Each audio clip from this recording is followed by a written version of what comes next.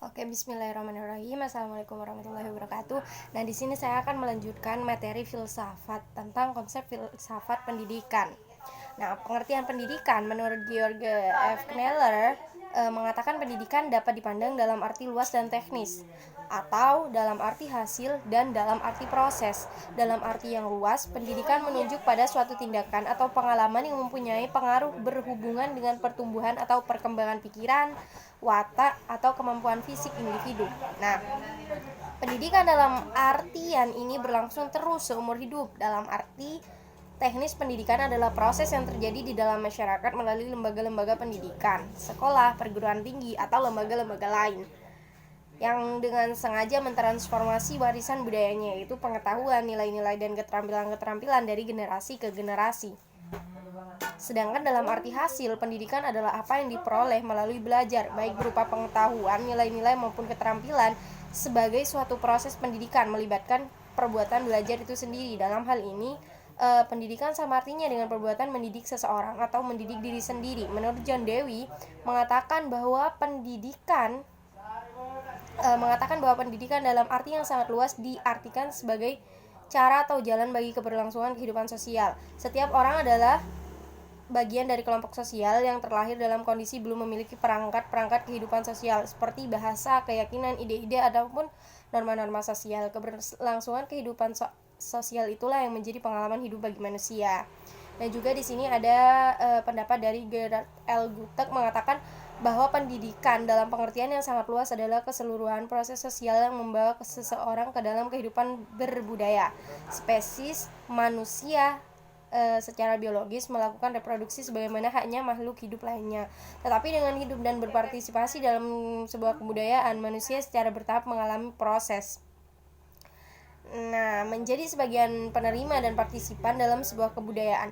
Banyak orang dan lembaga sosial yang terlibat dalam proses akulturasi generasi muda. Selanjutnya, Gutek mengatakan bahwa pendidikan dalam arti yang lebih formal dan sempit terjadi di sekolah, yaitu suatu agensi khusus yang dibentuk untuk menanamkan keterampilan, pengetahuan, dan nilai-nilai dalam diri subjek didik.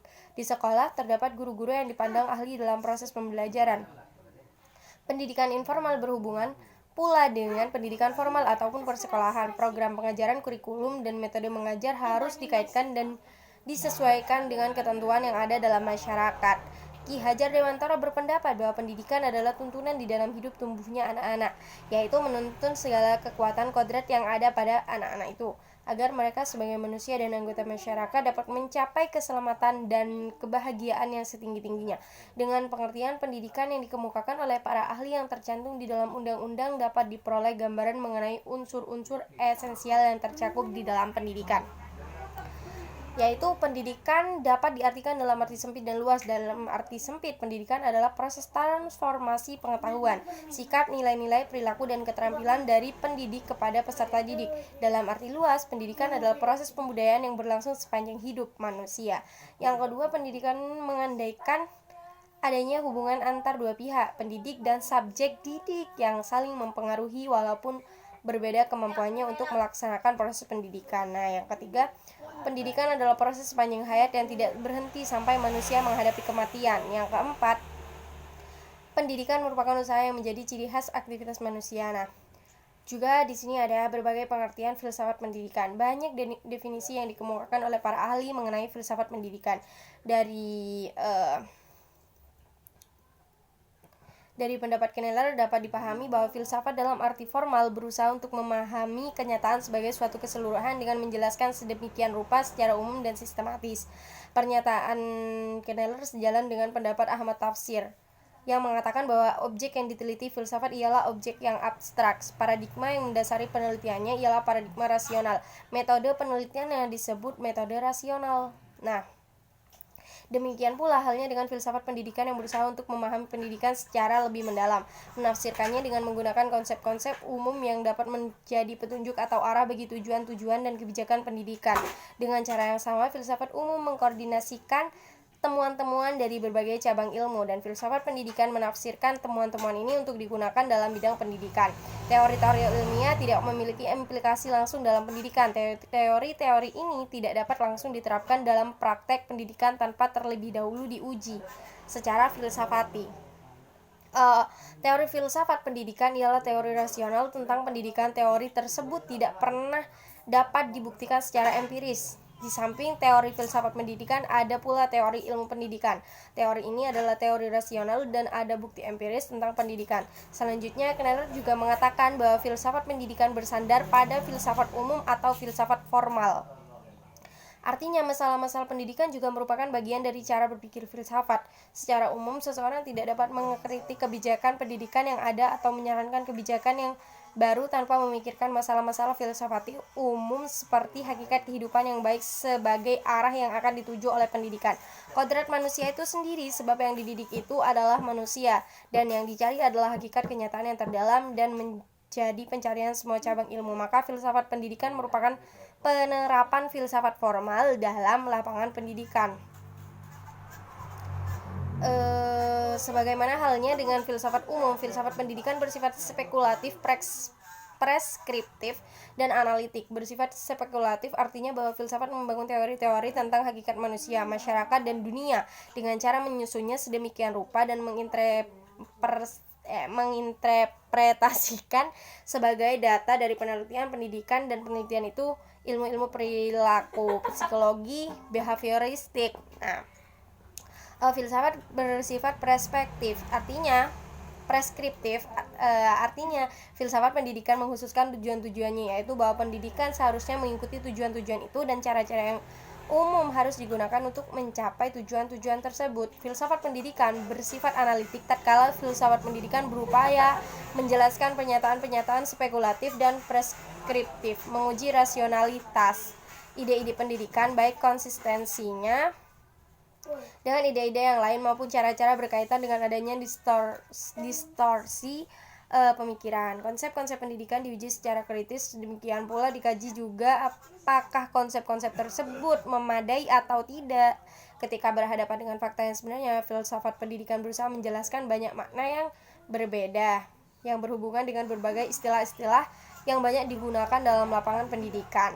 Nah, penjernihan istilah-istilah tersebut akan sampai pada hal-hal yang bersifat hakiki. Maka kajian filsafati tentang pendidikan akan ditelaah oleh cabang filsafat yang bernama metafisika atau ontologi.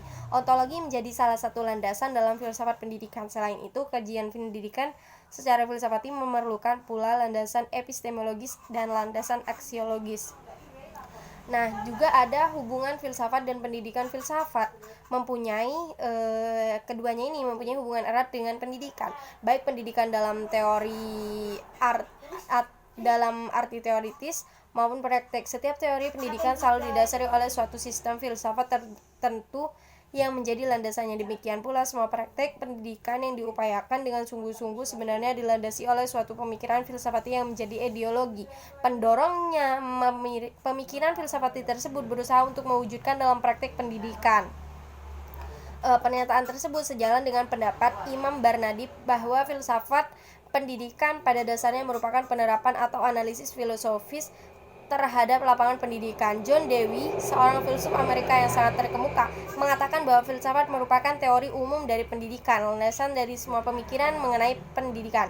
Selanjutnya, Imam Barnadi mengatakan bahwa hubungan filsafat dan pendidikan dapat dibedakan menjadi dua, yaitu yang pertama, hubungan keharusan berfilsafat mencari nilai-nilai ideal yang lebih baik, sedangkan pendidikan mengkualitaskan nilai-nilai ini dalam kehidupan manusia. Pendidikan bertindak mencari arah yang terbaik dengan berbekal teori-teori pendidikan yang diberikan antara lain oleh pemikiran filsafat. Dasar pendidikan filsafat mengadakan tinjauan yang luas terhadap realita termasuk manusia, maka dibahaslah antara lain pandangan-pandangan dunia, pandangan hidup. Konsep ini menjadi dasar atau landasan penyusunan tujuan dan metodologi pendidikan.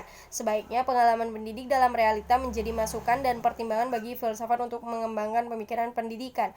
Filsafat memberi dasar-dasar dan nilai yang sifatnya dasolen yang seharusnya, sedangkan praktis pendidikan berusaha mengimplementasikan dasar-dasar tersebut, tetapi juga memberi masukan dari realita terhadap pemikiran ideal pendidikan dan manusia. Jadi ada hubungannya timbal balik di antara keduanya.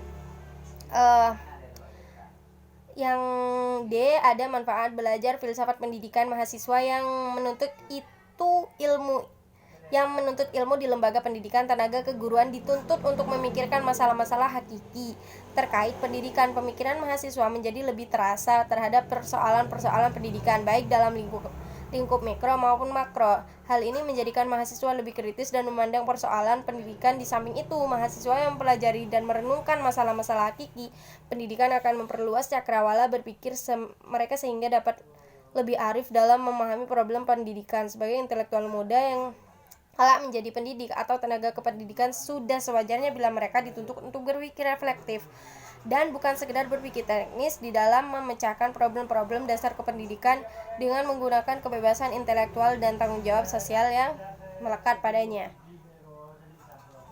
Yang ruang lingkup kajian filsafat pendidikan. Yang hal-hal yang menjadi kajian filsafat pendidikan sangat luas. Cakupannya yaitu merumuskan secara tegas sifat hakiki pendidikan, merumuskan hakikat manusia sebagai subjek dan objek pendidikan, merumuskan hubungan antar filsafat pendidikan, agama, dan kebudayaan, merumuskan hubungan antara filsafat pendidikan, dan teori pendidikan, merumuskan hubungan antara filsafat dengan filsafat pendidikan dan politik pendidikan, juga merumuskan sistem nilai dan norma atau isi moral pendidikan, yang demikian juga pendidikan. Nah, mungkin itu saya yang bisa saya sampaikan. Wassalamualaikum warahmatullahi wabarakatuh.